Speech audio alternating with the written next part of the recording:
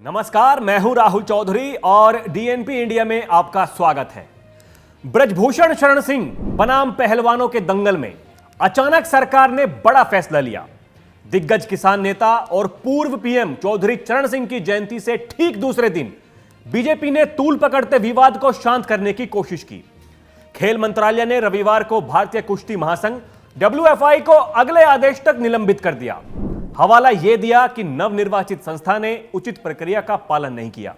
उसने पहलवानों को तैयारी के लिए पर्याप्त समय दिए बिना अंडर 15 और अंडर 20 राष्ट्रीय चैंपियनशिप के आयोजन की जल्दबाजी में घोषणा की।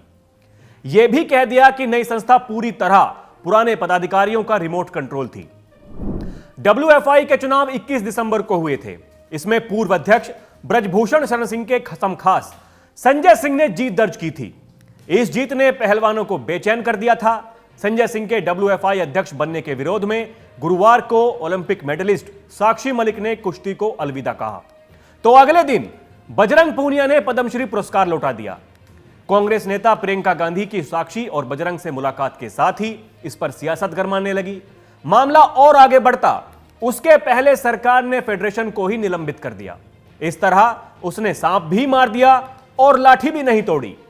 सवाल यह है कि ब्रजभूषण शरण सिंह के खिलाफ सीधे एक्शन की जगह सरकार ने लंबा रास्ता क्यों अख्तियार किया, तो आइए यहां इस बात को समझने की कोशिश करते हैं। ब्रजभूषण शरण सिंह का पूर्वी यूपी की राजनीति में बड़ा प्रभाव है। बीजेपी के टिकट पर वो 5 बार सांसदी जीत चुके हैं, तो समाजवादी पार्टी की तरफ से भी वो 1 बार संसद में जा चुके हैं। ब्रजभूषण इंजीनियरिंग, फार्मेसी, शिक्षा, कानून जैसे 50 से ज्यादा शैक्षणिक संस्थानों से सक्रिय रूप से जुड़े हुए हैं। ये बहराइच, गोंडा, बलरामपुर, अयोध्या और श्रावस्ती जिलों में हैं।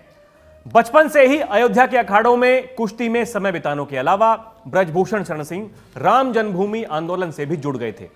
उन्होंने 2019 के चुनावी हलफनामे के अनुसार उनका नाम बाबरी मस्जिद विध्वंस मामले में भी था। बीजेपी सांसद को अयोध्या में पुजारियों को एक बड़े वर्ग का समर्थन प्राप्त है। यौन उत्पीड़न के आरोपों के बावजूद वो समर्थन अटूट बना रहा। हर साल 8 जनवरी को ब्रजभूषण सिंह अपना जन्मदिन बड़े पैमाने पर मनाते हैं। इस दिन वो छात्र प्रतिभा खोज परीक्षा का आयोजन कराते हैं। इसमें विजेताओं को नगद राशि के अलावा पुरस्कार के रूप में मोटर बाइक और स्कूटर भी दिए जाते हैं। ब्रजभूषण सिंह न केवल कैसरगंज में पार्टी के लिए जीत सुनिश्चित करते हैं, बल्कि आसपास के लोकसभा क्षेत्र गोंडा और बहराइच में भी उनका काफी प्रभाव है।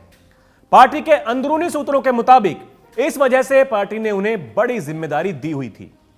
यौन शोषण के आरोपों के बाद जब से पहलवानों के साथ विवाद बढ़ा, तब से ब्रजभूषण सिंह बीजेपी के लिए गले की हड्डी बन गए। मुश्किल यह थी कि अगर बीजेपी ने उन्हें टिकट नहीं दिया तो वो जीतने के लिए किसी अन्य पार्टी में शामिल हो सकते हैं। इससे बीजेपी को सीटों का नुकसान तो होगा ही, और उनका कैसरगंज, श्रावस्ती, बस्ती और अयोध्या लोकसभा क्षेत्रों में भी वर्चस्व है। इसलिए बीजेपी को उन्होंने डरा दिया, उन्हें नजरअंदाज नहीं किया गया। हालांकि दूसरी तरफ बीजेपी को जाट वोटरों की भी चिंता थी। ब्रजभूषण के खिलाफ विरोध में शामिल ज्यादातर पहलवान जाट समुदाय के हैं। हरियाणा की आबादी में लगभग 28% जाट हैं। उत्तरी हरियाणा को छोड़कर राज्य में हर जगह जाटों का गढ़ है। पश्चिमी उत्तर प्रदेश में भी जाटों की बड़ी संख्या है। जाट बहुल हरियाणा के लगभग हर गांव में पहलवान हैं। ब्रजभूषण के खिलाफ कार्रवाई न होने से जाट समाज में बीजेपी के खिलाफ माहौल तैयार हो रहा था। अगर बीजेपी मामले में कुछ नहीं करती तो इसका असर अगले साल होने वाले चुनावों पर पड़ सकता था। इसीलिए बीजेपी ने एक तीर से 2 निशाने साधे। पूर्वी उत्तर प्रदेश में ब्रजभूषण के वर्चस्व वाले क्षेत्र में वोटर्स को भी नाराज नहीं किया, और पश्चिमी उत्तर प्रदेश और हरियाणा में जाट वोटर्स में भी अपने खिलाफ माहौल नहीं बनने दिया। अब बीजेपी का यह प्लान आगामी लोकसभा चुनावों में कितना कामयाब होता है, यह तो वक्त ही बताएगा। अभी के लिए इतना ही। खबरों का सिलसिला लगातार जारी है। आप देखते रहिए डीएनपी इंडिया। नमस्कार।